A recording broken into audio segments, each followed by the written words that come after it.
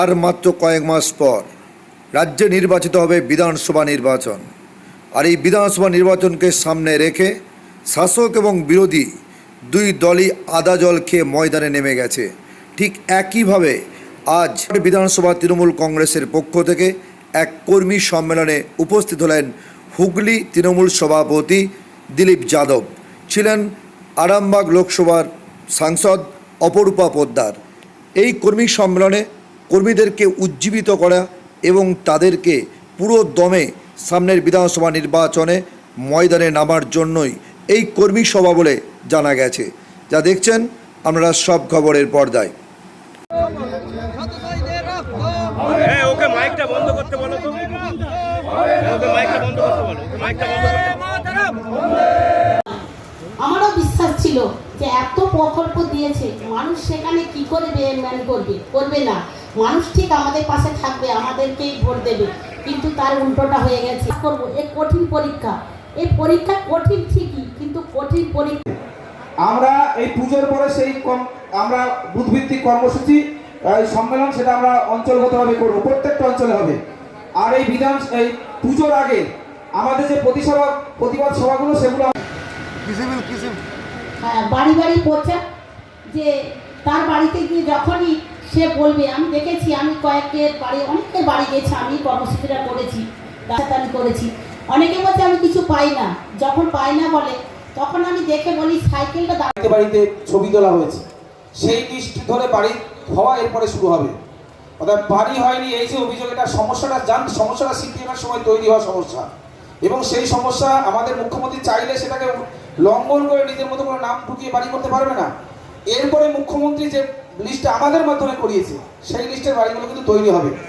এবং আপনারা আর একটা জিনিস আপনারা জানবেন যে মনে হয় 31শে নভেম্বর, তাই তো, যত বার্ধক্য ভাতা ছিল পঞ্চায়েত সমিতিতে, সমস্ত বার্ধক্য ভাতা কিন্তু তারা ভাতা পেয়েছে। মুখ্যমন্ত্রী সরাসরি বলেছিল যা বার্ধক্য ভাতা আছে সব পাঠিয়ে দাও।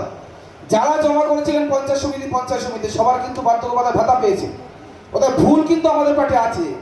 শিডিউল কাস্টটা ভাতা পাচ্ছে, এটা মুখ্যমন্ত্রী মনে করেছে যে এই সম্প্রদায়ের মানুষকে সিপিএম ঢাল হিসেবে ব্যবহার করেছে, ভোট ব্যাংক হিসেবে ব্যবহার করেছে, এদের আর্থসামাজিক অবস্থার উন্নয়ন ঘটায়নি। অর্থাৎ এদেরকে মূল সুদে ফিরে তুলে নিয়ে আসতে হবে, যার জন্য সেই যত 60 বছরের বেশি মানুষ সবার ভাতা ব্যবস্থা করে যাদের বয়স আছে। ঠিক একইভাবে যেটা একটা ভুল কথা আমার সভাপতি বলে গেলেন যে সব এরা পাচ্ছে, যে ভাতার কথাটা বারবার বিভিন্ন মিডিয়া হাইলাইটস করে, বিজেপি হাইলাইটস করে, অন্য দল হাইলাইটস করে, আমার সভাপতিও সেই ট্যাপে পা দিয়ে দিলেন। আমরা সংখ্যালঘুদের কি দিয়েছি, আমাদের সরকার কি দিয়েছে? যে ইমাম ভাতা, সেই ইমাম ভাতা আমাদের সরকার দেয় না, এটা যিনি মাথায় রাখবেন, যেটা বারবার বিজেপি আমাদের দলের দিকে তকমা লাগায় কৌশলে সমস্যা আছে।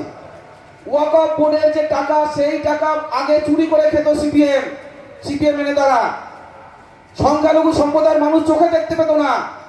আমাদের নেত্রী মুখ্যমন্ত্রী হওয়ার পরে সেই চুরি বন্ধ করে সেই টাকাটা মুসলিম সম্প্রদায়ের মধ্যে ভাগ করে দিচ্ছেন। এই কৃতিত্ব সবটাই মুখ্যমন্ত্রী সিপিএম এর চুরি বন্ধ করেছে, সেই টাকায় ভাতা দেওয়া হয়। আর গত কয়েকদিন আগে ব্রাহ্মণদের ভাতা দিয়েছেন মুখ্যমন্ত্রী ঘোষণা করে, ইতিমধ্যে অনেকে নাম চলে গেছে নবান্নে। এটা কিন্তু সবটাই সরকারি। অতএব বিজেপির পাতা ফাঁদে পা দেবেন না। এই যে জায়গায় সম্মেলন করছি, এই কামারপুকুর, আগের না কেন্দ্রের বিজেপি সরকার, না আগের সিপিএম কোনো না কংগ্রেস কোনো সরকার কামারপুকুর ঠাকুরের জন্মস্থান উন্নয়নের কথা ভাবেনি। যা সাজিয়েছে মমতা ব্যানার্জি, দেখুন high mast light, street light, electric শ্মশান চুল্লি, বাস টার্মিনাস, আগামী দিনে তোরণ হবে, তো সবটাই তো মমতা ব্যানার্জি করছে। তো ওই যেটা বিজেপি কৌশলে মমতা ব্যানার্জির গায়ে, আমাদের গায়ে সংখ্যালঘু তকমা লাগিয়ে দিচ্ছে।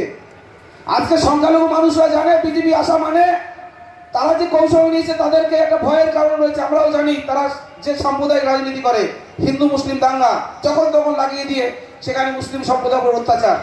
আমরা উত্তরপ্রদেশে, গুজরাটে দেখি দলিত সম্প্রদায়ের উপর অত্যাচার। এই বাংলার মুখ্যমন্ত্রী মমতা ব্যানার্জি সেই কাজটা এই বাংলায় হতে দেয় না। অর্থাৎ বিজেপির পাতা ফাঁদে কেউ পা দেবেন না।